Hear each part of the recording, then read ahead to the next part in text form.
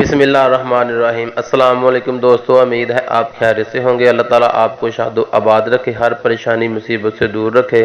تو شروع کرتے ہیں آج کی سٹوری۔ اس سے پہلے دیکھنے والے تمام دوستوں سے گزارش ہے ہمارے چینل کو سبسکرائب کر لیں، ساتھ میں بیل آئیکن کو بھی دبا لیں تاکہ ہماری ہر ویڈیو کا نوٹیفیکیشن سب سے پہلے آپ کو ملے۔ ایک بادشاہ کے 3 بیٹے تھے جو شکار میں، گھڑ سواری میں، نیزے بازی میں تو ماہر تھے، لیکن تینوں علم سے بالکل بے خبر تھے۔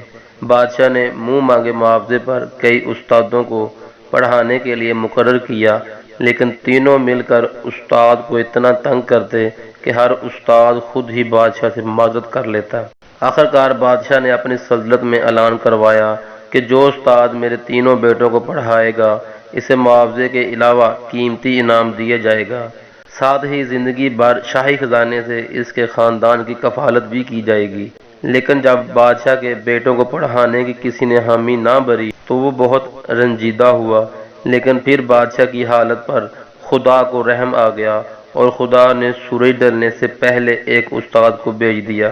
اس نے آتے ہی کہا، میں معلم ہوں اور بادشاہ سلامت کے بچوں کو پڑھانے دوسرے ملک سے آیا ہوں، لیکن حلیے سے تو تم معلم نہیں لگ رہے۔ درباریوں نے معلم کے پھٹے پرانے کپڑوں کا مذاق اڑایا۔ علم کو ہم دل میں رکھتے ہیں، سر پر سوار نہیں کرتے، ہمیں بادشاہ کے پاس لے جایا جائے، استاد نے سخت لہجے میں کہا۔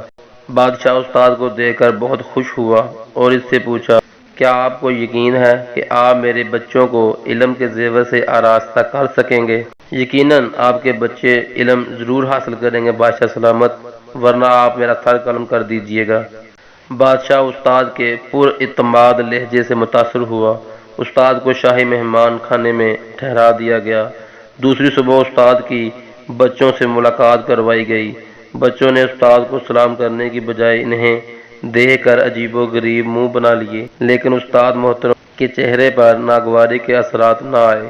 یہ استاد پہلے والوں سے کچھ مختلف لگتے ہیں، پہلے بھائی نے دوسرے بھائی سے کان میں کہا تو استاد بولے، بچوں میری کوئی حرکت آپ کی طبیعت پر گراں گزرے تو معافی کا درخواست کار ہوں، آپ سرگوشیاں نہ کریں، جو کہنا ہے مجھ سے براہ راست کہیں۔ تیسرے شہزادے کو استاد محترم کی بات پر غصہ آ گیا۔ اگر تم یہ سمجھتے ہو کہ ہم تمہاری چکنی چوپڑی باتوں میں آ کر تم سے علم حاصل کریں گے تو یہ تمہاری بھول ہے۔ آپ سے کس نے کہا کہ میں آپ کو علم سکھانے آیا ہوں؟ تو پھر کیوں آئے ہو؟ دوسرے شہزادے نے کہا۔ استاد محترم نے کہا، میں تو آپ کو ایک بہت بڑی سازش کے بارے میں بتانے اتنی دور سے یہاں آیا ہوں۔ کیسی سازش؟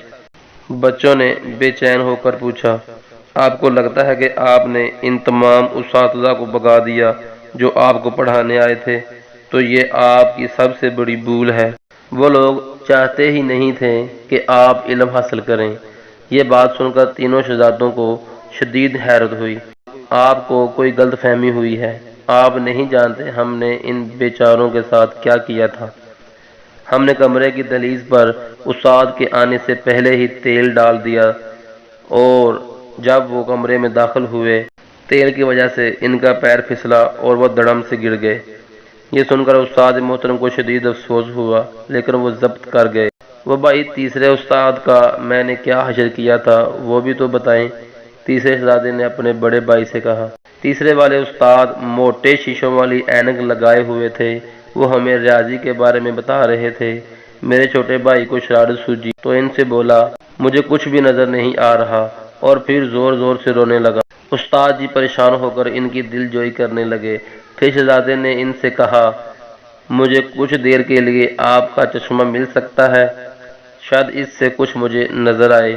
استاد جی نے اپنا چشمہ اسے دے دیا اور اس نے جان بوجھ کر وہ چشمہ توڑ دیا۔ استاد جی کو اس کے بغیر کچھ بھی دکھائی نہیں دے رہا تھا۔ بیچارے بڑی مشکل سے گھر پہنچے اور پھر پلٹ کر کبھی دوبارہ شاہی محل میں نہیں آئے۔ لیکن میں پھر بھی کہوں گا کہ وہ آپ شہزادوں کو پڑھانا ہی نہیں چاہتے تھے۔ استاد بولے، ایسا آپ کیسے کہہ سکتے ہیں؟ اب شہزادے پریشان ہو گئے تھے۔ آپ بتا رہے ہیں کہ آپ نے تمام استادوں کے ساتھ غلط سلوک کیا، خاص کر پہلے استاد کا پیر توڑ دیا اور تیسرے استاد کا چشمہ، لیکن کیا یہ اتنا بڑا نقصان تھا کہ شاہی محل کے بچوں کو پڑھانا چھوڑ دیا جائے، جبکہ بادشاہ سلامت انہیں اتنی مراد فراہم کر رہے تھے؟ کوئی بھی معقول شخص اتنی بڑی آمدنی کو ہاتھ سے جانے نہیں دے سکتا۔ آپ کی بات میں تو دم ہے، لیکن وہ ایسا کیوں چاہیں گے؟ شہزادوں نے حیرت سے پوچھا۔ دیکھیں، یہ تو ہر کوئی جانتا ہے کہ بادشاہ کے بعد اس کے شہزادے ہی اس کی سلطنت کی باغ دوڑ سنبھالتے ہیں۔ اس حقیقت کو تو وہ تبدیل نہیں کر سکتے، لیکن اپنے بچوں کو پڑھا لکھا کر آپ کے مقابلے میں تو کھڑا کر سکتے ہیں نا۔ ان کی اتنی جرأت کہ اپنے بچوں کو ہمارے مقابل لائیں، ابھی بابا جان سے کہہ کر ان سب کے سر قلم کروا دیتے ہیں۔ شہزادوں کو غصے میں دیکھ کر ایک پل کے لیے استاد محترم گھبرا گئے کہ کہیں یہ لوگ معصوم بچوں کی جان نہ لے لیں۔ وہ جلدی سے بولے، آپ سمجھ نہیں رہے میری بات۔